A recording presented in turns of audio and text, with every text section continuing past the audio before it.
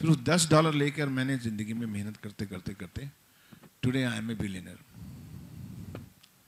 लेकिन यार पैसा तो मैंने बहुत कमाया, मैंने बच्चे गंवा लिए।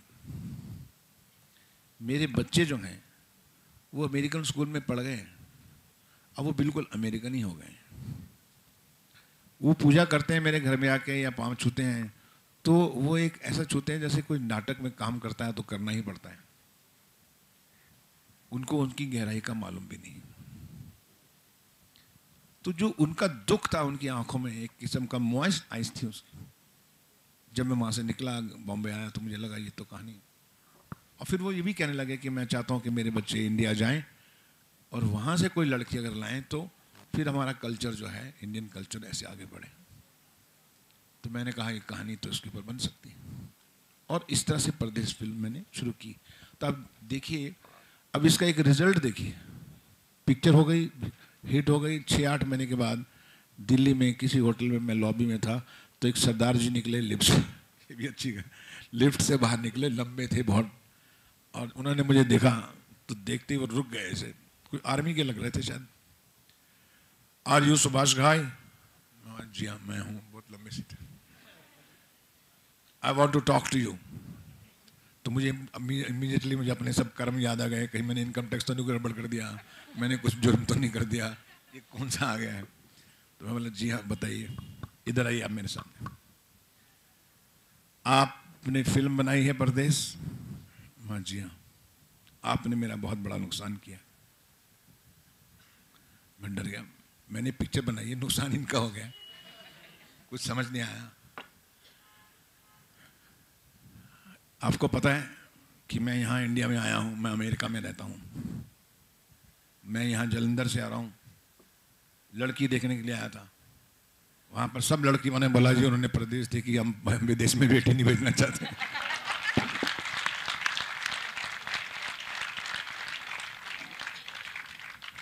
हम अपनी बेटी को विदेश नहीं भेजना चाहते। क्या हम अमेरिकन लोग इतने खराब हैं? मैं बोला नहीं साहब, सब खराब नहीं है, मैंने तो तीनों कैरेक्टर दिखाए थे। अगर आप शाहरुख का कैरेक्टर देखिए वो बिल्कुल हिंदुस्तानी लगता है, वो तो एक ही बेटा था जो एनआरआई था, तो मैंने तो तीनों शेड दी। नहीं नहीं, पिक्चर आपने अच्छी बनाई है, हम समझते हैं, लेकिन पता है आपकी फिल्में कभी कभी हमको बहुत चोट पहुंचाती हैं। तब मुझे समझ आया कि फिल्मों का संबंध, एक इशू का संबंध हमारे समाज में कितना समाज को ऊपर कर सकता है, नीचे कर सकता है, कंफ्यूज कर सकता है। इसी तरह से जैसे सिनेमा का एक इम्पैक्ट होता है लोगों में, आप तारे ज़मीन के देखिए तो डिसलेक्सिया के बारे में लोगों ने, कई माँ बाप मुझे मिले तारे ज़मीन के बाद, भाई हमें पता नहीं था कि बच्चे हमारे मीडिया में जाना चाहते हैं। हम तो इनको वही बता रहे थे कि भी 4 कोर्सेज होते हैं, डॉक्टर, इंजीनियरिंग, आईएएस, तो ये क्यों जाते हो तुम म्यूज़िक में, एक्टिंग में क्यों जा रहे हो? लेकिन पिक्चर देखने के बाद हमें लगा कि हमें बच्चों को प्रोत्साहन देना चाहिए, जो भी बनना चाहते हैं। किसने किया? एक पिक्चर ने किया, 3 इडियट की एक पिक्चर नहीं किया। तो फिल्म जो है अगर जिम्मेदारी के साथ बनाई जाए तो उसकी भावना सोच समझ के लोगों के दिमाग तक, माँ बाप के दिमाग तक पहुंचती है। हम भारतीय लोग इस वक्त बहुत ही बड़े ट्रांजिशन पीरियड से गुजर रहे हैं। हमारे और हमारे माँ बाप में बहुत फर्क है। हमारे माँ बाप जो हैं वो 21वीं जनरेशन है जो ट्रेडिशनल चलती आ रही है, टोटल ट्रेडिशनल। मीन्स जो पिताजी ने कहा पिताजी मानेंगे, उनके पुत मानेंगे, उनके पुत मानेंगे, उनके पुत मानेंगे, और मानते चले गए। और हम उनकी औलाद हैं जो 21 जनरेशन में मानते आए थे। अब आप जब पैदा हुए, आपके सामने एक्सपोजर आया मीडिया का, वर्ल्ड का, सोशल मीडिया का। You are leaves ahead of this generation, and that is why you feel the difference between you and your parents. Your world is different. Your world is connecting to the whole world through social media. इसलिए उन दोनों की जो है पट नहीं रही है, समझ नहीं आ रहा है। वही इफेक्ट जो है वो समाज में भी हो रहा है, पॉलिटिक्स में हो रहा है, दुनिया में हो रहा है, मीडिया में हो रहा है। मीडिया भी आज अपनी उतनी जिम्मेदारी नहीं समझ पा रहा है, कंफ्यूज हो रहा है कि भाई हम किस तरफ जाएं। हम ट्विटर से भी उठा लेते हैं और हम गीता से भी उठा लेते हैं चीज़ें। हमारी मर्जी आती है हम गीता की बात करते हैं, हमारी मर्जी आती है हम ट्विटर का एक कमेंट को एक ब्लास्ट करते हैं। ये हम मीडिया हैं। हम देखते हैं कि कौन सी सेंसेशन चीज़ें हैं, अरे यार इसमें तो मज़ा आ जाएगा, 4 आदमी बोलते हैं, ये छाप दो, ये कर दो। यहाँ तक पहुँच चुके हैं कि अभी हम येलो जर्नलिज्म तक आ चुके हैं। सो इतना कोलाहल हो चुका है आज कि जिसके जिम्मेदारी आपके सिर पर आने वाली है, क्योंकि आप फ्यूचरिस्ट हैं, आप मीडिया में जाने वाले हैं।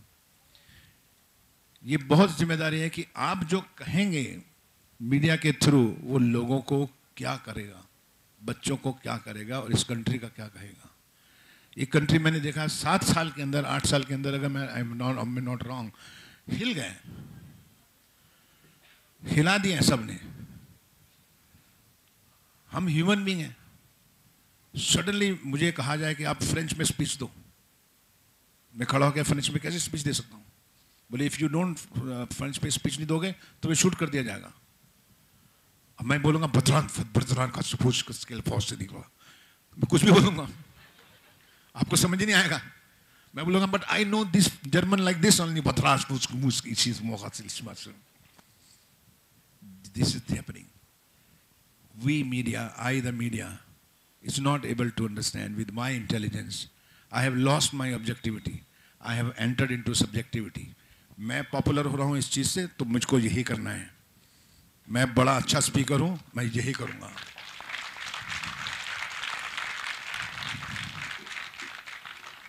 मैं लोगों से अलग हूँ, क्यों? क्योंकि मैं गाली देता हूँ। ये क्या बात हुई? मैं लोगों से अलग हूं क्योंकि मैं बहुत बोल्ड बोलता हूं। ये क्या बात हुई? लेकिन अगर मैं इस बात से पॉपुलर होता हूं तो मैं उसी बात के लिए मैं खड़ा होने को तैयार हूं, क्योंकि मुझे क्राउड से ऊपर जाना है। चाहे मैं 2 साल के लिए रहूं, चाहे 6 महीने के लिए रहूं या सीजनल रहूं। हम कितना नुकसान कर रहे हैं अपने बच्चों का, अपने आप से, जरा हम लोग कभी ध्यान से सोचें। तो ये किताबों से हटकर बात है जो आपको अपनी जिंदगी से जुड़ना है। पहले ये देखना है कि इसका इम्पैक्ट क्या हो रहा है। आप क्या समझते हैं कि ऐसे हवा चली है, कोई ऊपर से हवा आई है कि जो आज इतना एक्टिविज्म, चाहे वो जुडिशियल एक्टिविज्म है, चाहे मीडिया एक्सप्लोजन है, या whatever things are happening, ये हम इन लोगों तो किया है। ऊपर से कोई हवा नहीं आई, क्योंकि हम बैलेंस नहीं सह पा रहे हैं।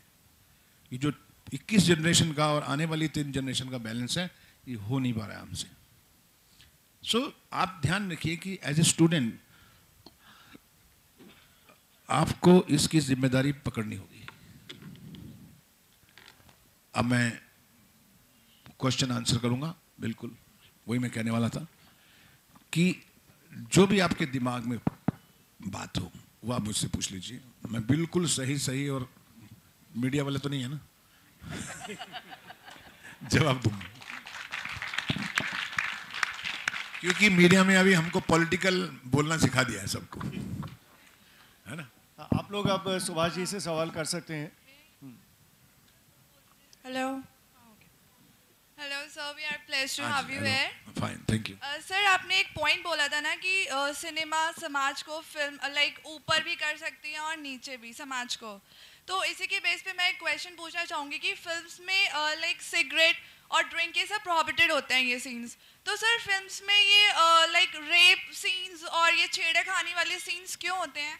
ऐसे सीन्स भी सर हमारे समाज में गलत असर डाल सकते हैं। मैं अपने छोटे से अबोध बालक को फिर से जगाऊंगा, जो मैंने कहा था जहाँ से मैं बना, जब मैं 6-8 साल का था। मैं राम में कभी भी इंटरेस्टेड नहीं था अगर रावण ना होता। Ram was a very boring character for me if the Ravana was not there. अगर द्रौपदी का चीरहरण नहीं होता तो शायद मैं कृष्ण जी को इतना नहीं मानता। कभी कभी आपको सच्चाई ट्रम्प की सफेदी को गाढ़ा और सुनहरा दिखाने के लिए आपको उसको काला रंग दिखाना पड़ता है। हम उसको बोलते हैं we have to paint a black to highlight the golden colour और the white colour over there. So अगर आप खाली उसी को पकड़ेंगे, जैसे कि लोग अक्सर पकड़ते हैं कि जी रेप सीन दिखा रहे हैं, आप आइटम नंबर दिखा रहे हैं, आप ऐसा कर रहे हैं, आप खराब कर रहे हैं हमारे समाज को, हमारा फलाना कर रहे हैं। ये मैंने बोला सबसे बड़ी शिक्षा तो पहले माँ बाप की है। 25 साल तक मैं माँ बाप में रहा हूँ, मैं कितनी बार फिल्में जाता हूँ। मुझे मालूम है मैं फिल्म देखने जा रहा हूँ तो फिल्म ही देखने जा रहा हूँ ना, नाटक ही देखने जा रहा हूँ, उससे मैं क्या खराब होऊंगा।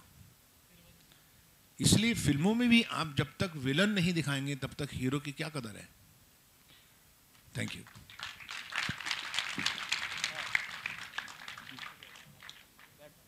माइक